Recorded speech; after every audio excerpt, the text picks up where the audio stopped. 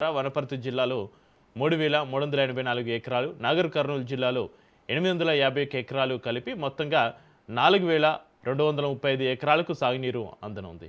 కాంగ్రెస్ ప్రభుత్వం అధికారంలోకి వచ్చిన తర్వాత పెండింగ్లో ఉన్న పనులను పూర్తి చేసి ప్రాజెక్టును రైతులకు అందుబాటులోకి తీసుకొచ్చామని మంత్రి కోమటిరెడ్డి వెంకటరెడ్డి తెలిపారు. అన్ని ప్రాంతాలను సమానంగా అభివృద్ధి చేయడమే ప్రభుత్వ లక్ష్యమన్నారు. గత ప్రభుత్వ హయాంలో పనులు మధ్యలోనే నిలిచిపోయాయని, ప్రస్తుత ప్రభుత్వ పెండింగ్లో పనులకు నిధులు కేటాయించి పూర్తి చేస్తుందని ఎమ్మెల్యే తూడి మేఘారెడ్డి తెలిపారు.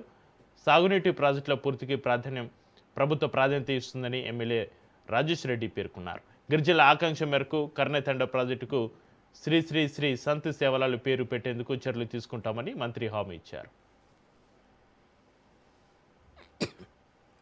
మన వనపర్తి కాన్స్టిట్యూన్సీతో పాటు 800 ఎకరాలు నాగర్ కర్నూలు కాన్స్టిట్యూన్సీలో ఉన్న సందర్భంగా ఇద్దరు శాసనసభ్యుల్ని దాని కింద వచ్చే నీటి ద్వారా వ్యవసాయం చేకూర్చుకోబోతున్న మా అక్కా చెల్లెళ్లకు, రైతు సోదరులకు శుభాకాంక్షలు తెలియజేసుకుంటూ ఈరోజు ఈ కార్యక్రమం పాల్గొనడం నిజంగా చాలా లోపలికి అనుకున్నాం. కానీ మీ అందరూ చూసిన తర్వాత మాకు ఆకలి కూడా పోయింది. చాలా సంతోషం అనిపించింది. ఈరోజు మా ప్రభుత్వం 2011లో ఈ జీవో వచ్చింది 76 కోట్లకు, 2021 కోట్లు ఆగస్టు నెలలో, 2 నెలల్లో పూర్తి అవుతున్నాయి కదా.